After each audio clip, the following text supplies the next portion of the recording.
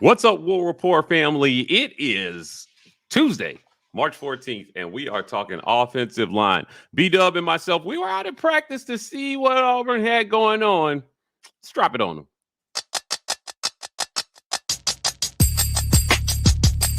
You are now listening to the War Report. Drop. Good morning, War Report family. It's your boy Mike G. I'm here with my guy B Will. B Will. Auburn had practice yesterday. They returned from spring break to the practice field to get going. This is the fourth practice of the spring. And Hugh Freeze made some comments about the O-line and one guy in particular. So we've had a lot of talk on the show about Auburn finding dudes at each position. So we're going to play a quick clip and we're going to talk about what Coach Freeze said and then what we saw at practice. Coach, talk about the offensive line. A lot of eyes are going to be on the development of that position. You know, what kind of progress are you guys making there? You've got a lot of newcomers, and how are they adapting to doing what you're asking them to do? I was really pleased with the O-line in the first few practices. And, you know, this will be the second one with pads on, and the defense is starting to get more stuff in with more movements. And that's when you usually probably leave practice feeling awful because we haven't practiced enough against these movements, and they can make you look really bad. But I think we improved ourselves for sure, and excited about, you know, that group. I think they're a group you can depend upon to really bring it every week to practice and every day. I know that, you know, Too Tall and Gunner and Dylan and Avery are all guys that we feel like have to play for us, that we improved ourselves with obviously the current guys that we have. Tate Johnson's been an incredible leader in that room too. Is he would you call him the standout to this point in practice? Or is there anybody else who stands out on the line? You know, I'm not ready to say that he's standing out over anyone else. I just know that there's an expectation that we're trying to set, and he wants to drive the train for that expectation, and it matters to him. You know, wearing Auburn on his chest means something, and you can't have enough of those guys.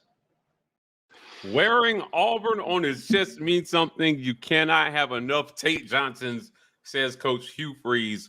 Brian, Hugh Freeze has been pretty reserved with critiquing anybody. Quarterbacks just kind of said, hey, man, we got to get reps in. I haven't coached these guys. But this is the furthest that he's gone in talking in any position. He said that he's happy with the progress, and he feels like that is a group that you can depend on to bring it every day in practice, every week. You know, what are your thoughts on Hugh Freeze's comments on the O-line here? It's encouraging that he had a lot of praise for that. Well, to be fair, some guy there in the clip asked him specifically about the O-line. So it's no surprise that he answered specifically about the O-line. But he has been he didn't say, oh, you know, we got a lot of work to do there. Yeah, right. Because he was very, very withheld when it came to the quarterback position. Oh, I don't know. I gotta see. I ain't checked it out. You know, somebody asked you, hey, man, you looked at that report? Oh, I mean, I hadn't had a chance to look at it. They looked at it, they just didn't like it, or they were gonna have to edit it and send it back to you. So I think some praise is better than I don't know yet. And to me, that says he at least likes the early returns on the transfer and the transfer portal haul and the signing class that we had. He likes what he's seeing in the O-line room, which is good, because we can say I could not tell you again. I am not football bred to the point where I can go out there but like, man, look at his hands, look how he moves his feet, look at his hips. Oh, he's gonna be outstanding. I can't do that. All right. Hugh Freeze has remarked about the quarterbacks before. Well, I've seen their tape. I've seen some good. I've seen some bad. But we just got to see when we get out there. He's giving high praise, and I think to say that they give it every practice, that you can count on that room to give it every practice, he hasn't just been effusive in praising anybody. So positive remarks from Hugh Freeze seems to be somewhat of an early endorsement on the performance of that group. Yeah, listen, this is a group, all eyes are going to be on them Mhm. This is a group that was much maligned, has been much maligned over the last few years. They've been blamed for everything that's gone wrong in Auburn, right? If a cat gets stuck in a tree, it's because the offensive line couldn't block Yeah. for the quarterback, right? Mhm. And I think that it's important to note that he named a name. So I want to talk about one of the names that he named, Tate Johnson. Now, we're not talking about play. We're talking about leadership and attitude.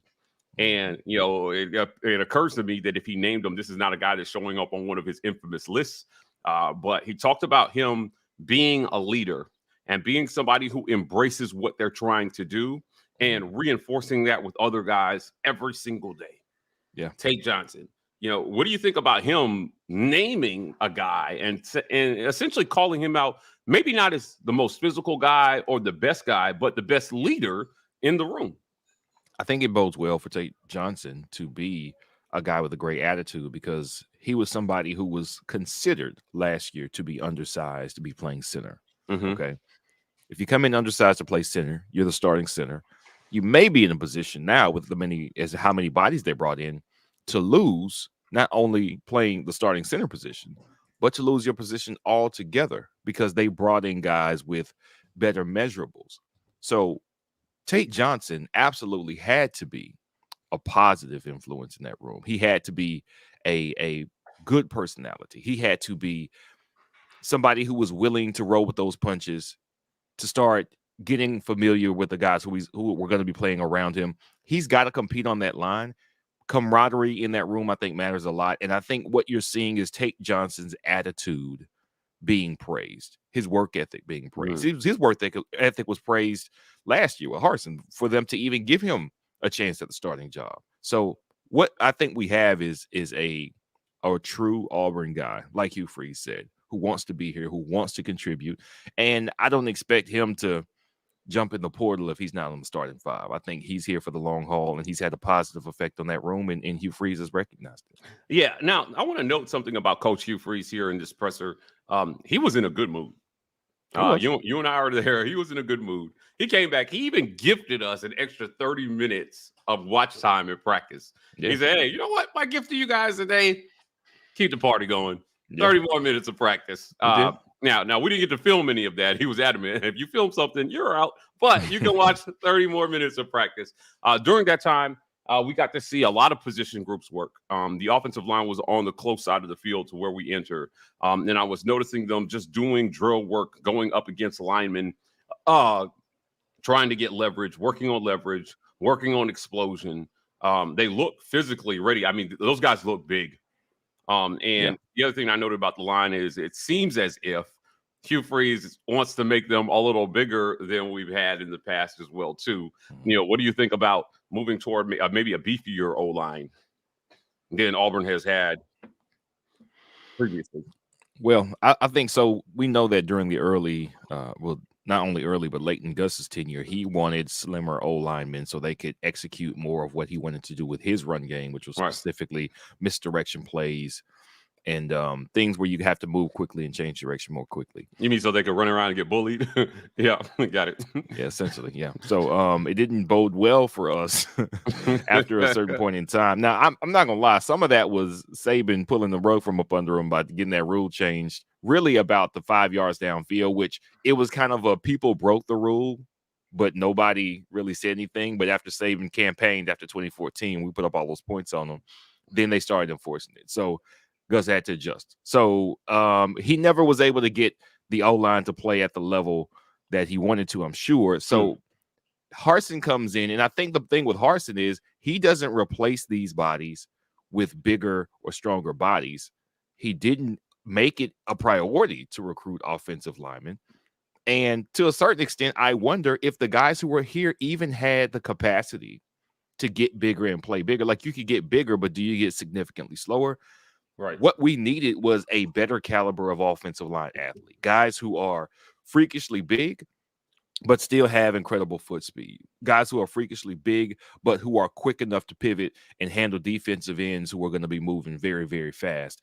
That's the next step for us. That was the next step for us. You can ask guys to get slimmer, sure, so you can handle and move with speed. But now you're getting pushed all over the place, and now you're not effective in the SEC if the defensive line can displace you. So we got new bodies in here. I think we've got the bodies we need. Again, do they have the right mix of those bodies? Do you have a true left tackle? I mean, by all reports, we do. When we talked to Cole Kubelik so far in the offseason, he said Dylan Wade, he's a dude. If Cole Kubelik said it, former Auburn offensive lineman, then I am inclined to believe that we got a dude on the offensive line. So if he says that we have bodies that can play the position, and Hugh Freeze wants to get them bigger, they're already bigger bodies than we had last year. We're huge, man. We're huge up front.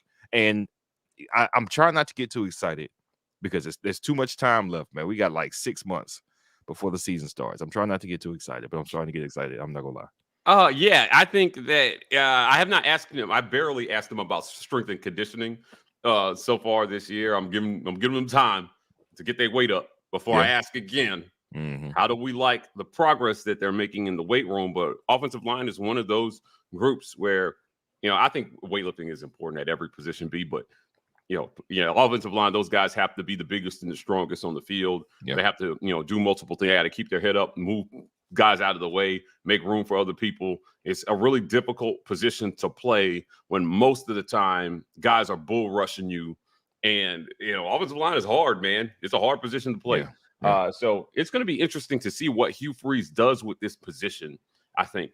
Again, he brought in hella offensive linemen. And the last question I want to ask you before we get to the comments is, what should a reasonable expectation be for this position group this year? Now, we talk about, when I say, hey, I'm holding Hugh Freeze's feet to the fire over quarterback development. Mm-hmm.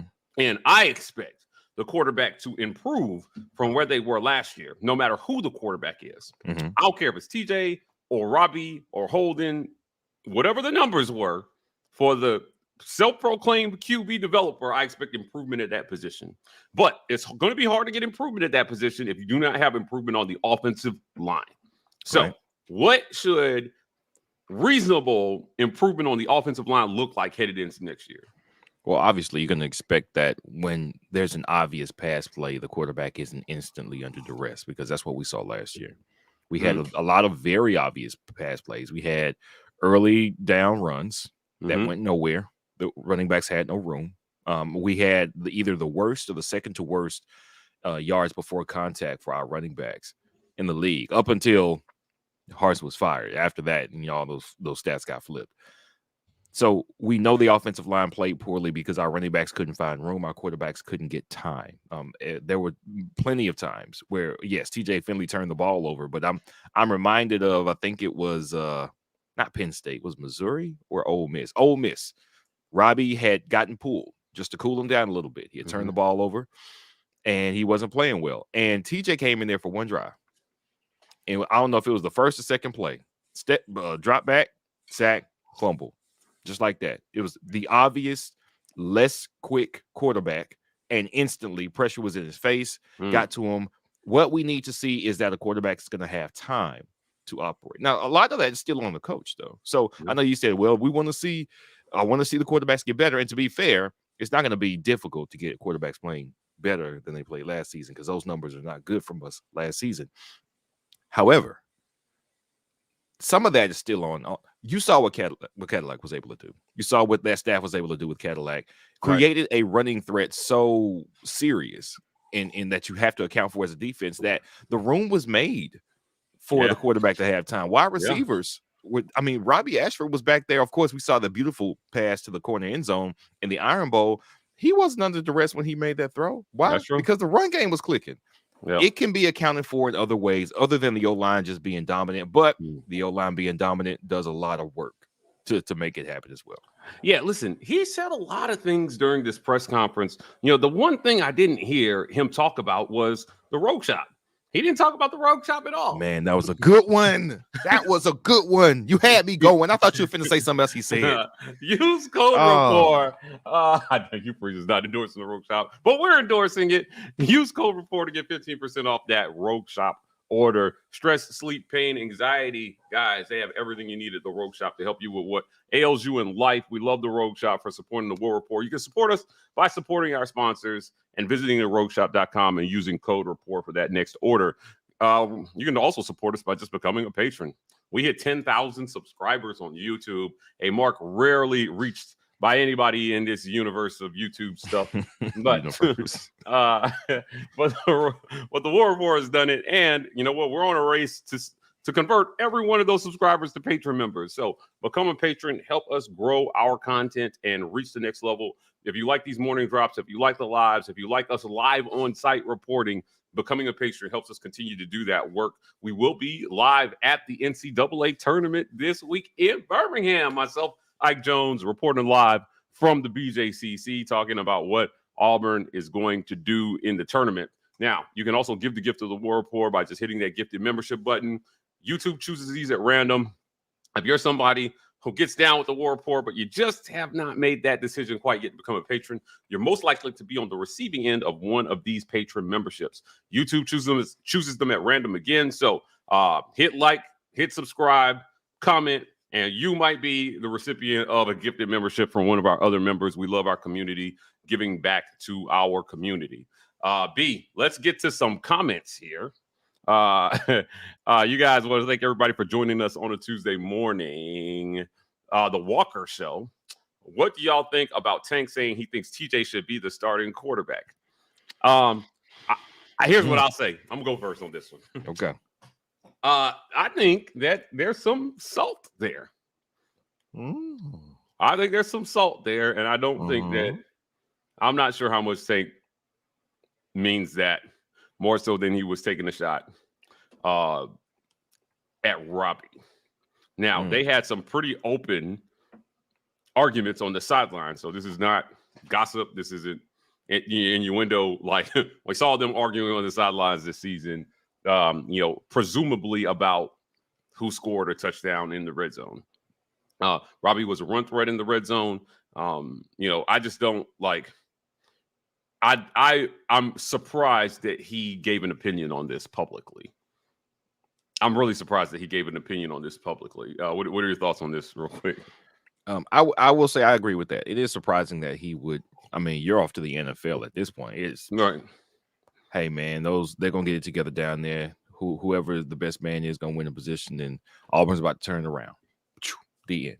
You know what I'm saying? That's the nice buttoned-up way to address that. But I mean, Tank can say what he wants to say. He doesn't have any bearing on the situation here, so I don't know how relevant it is. I guess we'll get into quarterback play a little bit here, what we saw outside in a minute. But at this point, I wouldn't bet on anybody to win the job. I'll tell you the truth. I still say somebody's going to come in after spring, and that person may have a leg up and win the job. Now, you tweeted that one quarterback looks a little better than the others. Something we are not going to address today, but we will get to it a later time, and we'll come back to that. Definitely. John Brandon said, I like to see Robbie's pass game behind a solid O-line. I think this is something a lot of people want to see. They want to see a dual threat quarterback have time to throw to and not run out of necessity. So agreed. I think this is definitely something everybody wants to see, John. John also comes back and says the practice version of TJ would be the same as game day, TJ. I agree. Now, he still needs protection. Yeah. Right? I think you cannot be practice TJ on game day without protection from the O-line, which is what we're talking about today. Quick thoughts on this. Yeah, there's nobody rushing him at practice. There's nobody rushing him at practice. So, yeah, that has to do with why. Well, you can't hit him, right? Yeah, right. You can't hit him. Yeah, right. Yeah, so, I mean, whatever it is that TJ does well in practice, and again, it's not incredibly obvious just from being out there. Like, everybody was throwing yesterday, but he wasn't like blowing away the competition as far as the throwing drills necessarily. It has to be more. I do think it is cerebrally. TJ showed more command early last year. Now, whether or not he has that same lead this year, I don't know, because last year, Bo Nix was gone. That was the person who was in front of him. Bo had bailed out, and he had a full year head start doing what Harsin wanted him to do. He doesn't have that advantage this year. So I would ask, well, what is the advantage? Are you going to be telling everybody, hey, no, this play is you're supposed to cross, you go right there, you stay right there, you're supposed to come in? No, well, now you don't have that advantage. You don't know more than Robbie knows about this offense. I still don't know if Hugh Freeze and Philip Montgomery. I don't know what they know about the offense. Have they given these guys a playbook? Like they said, they just touched down and stopped recruiting like a couple weeks ago. Yeah. What has been done? What has been set in stone as far as design? And it's like, listen, I think they're getting these guys up to speed on fundamentals, mechanics, how they want them to play, what their keys are, what they're looking for when they had all the stuff that just goes into playing quarterback and being a quarterback, which is important because he said he was going to develop the quarterback and make him better. But specifically in this offense, all right. They have no proof. Are they putting together a flow chart right now? Is it 3rd and 9? Yes. Did we fail to pass the ball twice in a row? Yes. It'll be interesting to see what they're putting together for the offense. Again, this is going to be the melding of two systems. Now, Hugh Freeze talked about being able to bring a guy in who could improve on his red zone offense. There's something he said during his opening presser, Brian, and if you go back to Sunday's show, Caesar and I broke down the numbers in terms of yards per game, points per game for Hugh Freeze offenses at Liberty and Ole Miss. And it was a lot of moving the ball, but in some years, a lot of stalling in the red zone as well, too. So, again, this will be interesting to see. But to this comment, practice TJ versus game day TJ, I think this is every athlete's challenge. Right? This is particularly true in golf. I am great on the driving range. If you see me on the driving range, I look like a pro. They're like, oh, man, that guy can really stroke it. Pause. But when you're standing on that first tee, it hit different. It do be hitting different, though. Auburn dad for life. With TJ and even Robbie, it comes down to what's going on between the ears where live bullets are flying. Agreed. Live action is different than practice action. I think we all can agree on that. John Brandon says, Mike G, can you gift Hugh a comb at the next presser? No, because I want to be invited to the next presser. Like, what if he just got a haircut? And I'm like, John said, comb your damn hair. Come on, John. Who's John? John, you trying to get me kicked out. Haley says, that man doesn't have time for frivolous things like fixing his hair. You're right. I don't want you to shave. No showers, no nothing. Get just this O-line right. Recruit, and coach. Right. Yeah, I want smelly Hugh Freeze. Dana Jones, I have a good feeling about the O-line if only we can have a consistent and accurate QB behind them. But these two things go together, Dana. Right? So if you want consistency, block consistently. Now we haven't had that. So it's hard to nail any of the quarterbacks. I think that Hugh Freeze said that. He said, listen, I can't judge these guys' tape when they're running for their lives. Auburn dad for life. So, Mike, how you liking the way Hugh is treating the media compared to, or even Gus? I didn't know you were going to say that out loud. Listen, I had no beef with Harsin. I had no beef with Harsin. He treated us well. I can't speak to how he treated everybody else. Might have something to do with how they treated him. But I like how Hugh Freeze is interacting with the media. I like that he's getting out there and trying to talk and become part of the community. And I think that's the part that Brian Harsin missed. Right. The perception, at least, because I don't know everything this man did. I wasn't tracking his every move, Brian, but the perception was that he was not part of the community. And Hugh Freeze, did you hear what he said at the end of the presser? He made a comment about, I want to congratulate Coach Bruce Pearl on making, like he said, I have a feeling that these guys are getting ready to go on a run and do something special. And a class move. He talked about Johnny Harris as well, too. Auburn women's basketball made the women's NIT. And becoming part of the community is a big part of being the coach at Auburn. Brian Harsin didn't do that. So I think that the media took note of that, and they did not embrace him. So because they didn't embrace him, he rejected them, and it was just a whole mess. So Hugh Freeze not making those mistakes here, I think. Corey Weber, remember in 2008 when Tony Franklin wanted the O-line to lose weight in order to go fast? That's why he has a podcast now instead of coaching. Hey, you put some respect on podcasters, Corey. Tony Franklin is out here saying wild stuff for sure. Listen, man, this man has been around football. I get it. But to your point, Corey, the best schools right now are making linemen big and fast. Right. Right. So go out and recruit the big dude who can also run. Right. I think that's fair, right? B, like, I mean, it's not, if you're choosing one or the other, you're gonna get dominated by some team in some kind of way at some point, right? We learned that from the Oregons of the world, did we not? Right. And to some extent, if not everybody, there aren't that many big and fast offensive linemen. Like, the top schools are getting the first pick of them. So that's on them. We have to do what we can do if we are not in that upper echelon of offensive line recruitment. We're hoping to push our way there. But if you don't get top tier talent, you got to make do with what you can. But that's also where system comes in to help out. Right. Thanks, Corey, for this comment. Data Jones, some people aren't going to like this, but I don't think the starting QB is currently on the team. Data, that's a pretty popular sentiment. So I think a lot of people like what you just said. I mean, I don't think they like that the QB is not on the team, but I think a lot of people agree that, hey, man, it ain't in here just yet. So they've got to figure something out. James Barnett, fellas, are 4 practices long enough to fix some of our QB issues? People act like issues fade away in one setting. Malik didn't develop in 4 practices. It was overtime. Thoughts? Okay, so if you listen to the beginning of that presser, I asked a question about how guys spent their time during spring break and if they noted that anybody stayed in town to get extra work in. So you're right. I don't think anything is fixed in practice. I think it's the hours in between practice, the extra work where things are fixed. Things are tweaked in practice. But the work that you put, they only have a couple hours every day on the field. I don't know how much you're fixing during that time. I think that you're tweaking and you're learning, but you can only fix with repetitions, and there is no way to get enough repetitions during the small amount of time that they have while you're splitting time with everybody else.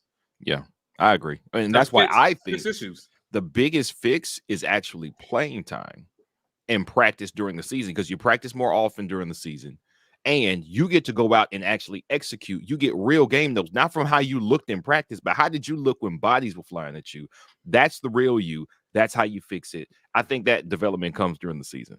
Yeah, these guys are hiring trainers mostly in the offseason, like the better quarterbacks, the Bryce Youngs of the world, Kyle Trask. They're working with guys in the offseason.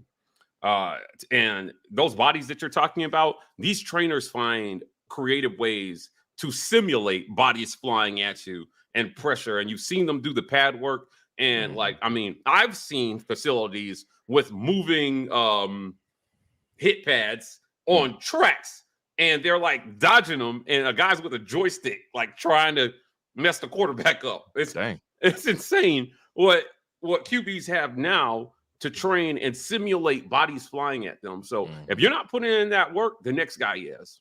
Sure. And that guy's coming for your job. Yep. So hear me out. Robbie Ashford, TJ Finley, Holden Garner. The work you're not doing, the next guy is doing. And he wants your job. He's coming for everything you got. So you got to put in the work. Practice is not enough. It just isn't. Lisa Daniels with the super chat. We appreciate this. I want to see Hugh Freeze develop what's in the room. Now, listen, Lisa, me and you can have a beer one day and talk about this, because this is where I'm at. Brian is on this, we're bringing in a guy. I'm like, no, work with the guys they have. And that's what he done. That's his history. That's what he's done at every stop. He's worked with somebody who's currently in the room. Want to see him win. I don't care if it's with a guy who's not in the room. Like that's if he brings in somebody, if Grayson McCall's been a 70% completion guy and he comes in here and he 70% completions and runs this offense to perfection, I'm not mad that it wasn't TJ and Robbie. I just want to see us do well. That's it. That's all I want to see. Yeah, listen, I'm not mad either. Right? Actually, I just think that you work with the people you have. You work with the people you have. You develop. You said you were the QB developer. I'm gonna keep saying this until August. Develop some QBs, Hugh Freeze, and that's all we want to see. So I'm definitely not mad at that. But there is one thing I am a little upset about, and that's y'all not going to the Rogue Shop and using code rapport for 15% off. Wasn't as good as the first one. It was good. I was thinking about it. Yeah. I thought I had a little bit too much. What? RogueShop.com. Use code rapport to get 15% off that next order. We love the Rogue Shop. Our guy Richard doing his thing here, a longtime supporter of our channel. You can support our channel by becoming a patron. Guys, you know the drill with this, $5.99 a month to support our content, or you can gift a membership to somebody by hitting that gifted membership button. YouTube chooses these at random to gift and bless somebody with the gift of the War Report. Lots of exclusive content coming behind our paywall this fall, so you definitely don't want to miss that. Guys, I'm Mike G. This is B. Will, and this is the Morning Drop. We'll be back at you guys tomorrow morning to talk a little bit more Auburn football. Watch out. Until then, War Eagle. Where you go.